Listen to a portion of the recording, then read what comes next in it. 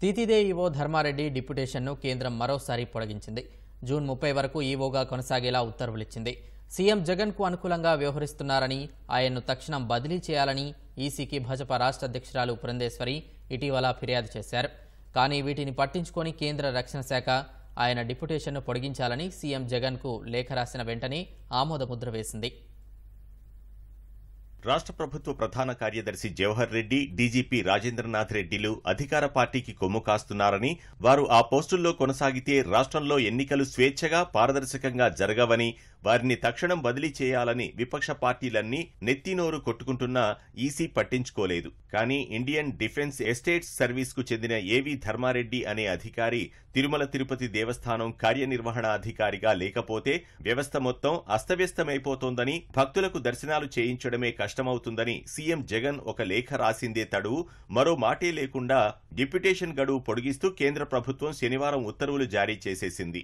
Dharmareddy deputation మే 14తో ముగుస్తుండగా ఈ ఏడాది June 30న ఆయన పదవీ విరమణ చేసేంత వరకు తీతిదే ఈవోగా కొనసాగేలా 6 వారాల పాటు గడువు పొడిగించింది. రాష్ట్రంలో ప్రస్తుతం నెలకొన్న పరిస్థితులకు ఈ పరిణామం అద్దం పడుతోంది. రాష్ట్రంలో పదుల సంఖ్యలో సీనియర్ ఐఏఎస్ అధికారులుండగా వారందరినీ కాదని డిఫెన్స్ ఎస్టేట్ సర్వీస్ కు చెందిన ఒక అధికారిని డిప్యుటేషన్ పై తీసుకువచ్చి అత్యంత కీలకమైన తీతిదే ఈవో పోస్టు కట్టబెట్టడమే అభ్యంతరకరమైతే, ఆయన లేకపోతే అసలు తిరుమల స్తంభించిపోతుందన్నట్లుగా డిప్యుటేషన్ను పొడిగించడం ఆశ్చర్యం కలిగిస్తోంది. తీతిదే ఈవోగా, తీతిదే పరిధిలోని పలు సంస్థలకు డైరెక్టర్గా ఏకకాలంలో వివిధ పోస్టులు నిర్వహిస్తూ సర్వాధికారాలు తన చేతిలో పెట్టుకుని చక్రం తిప్పుతున్న ధర్మారెడ్డి సీఎం జగన్కు అత్యంత సన్నిహితుడు.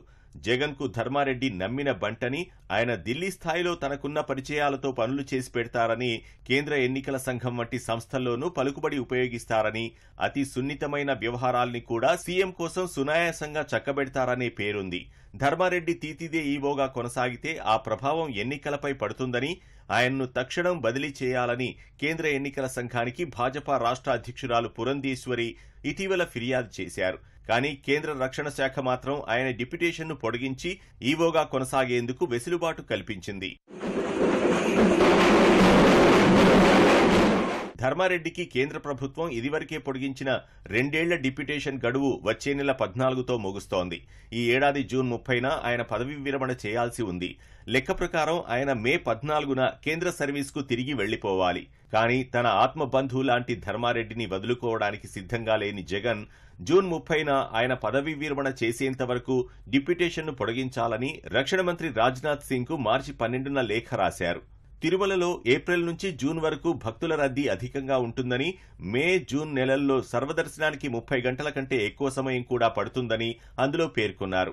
అన్ని గంటల పాటు వేచి ఉండాల్సి రావడంతో భక్తులు తీవ్ర అసహనానికి గురవుతారు కాబట్టి వారికి ఆహారం, వసతి, రవాణా, వైద్య సదుపాయాలు కల్పించడంలో చాలా సున్నితంగా వ్యవహరించాల్సి ఉంటుందని సీఎం ఆ లేఖలో వెల్లడించారు.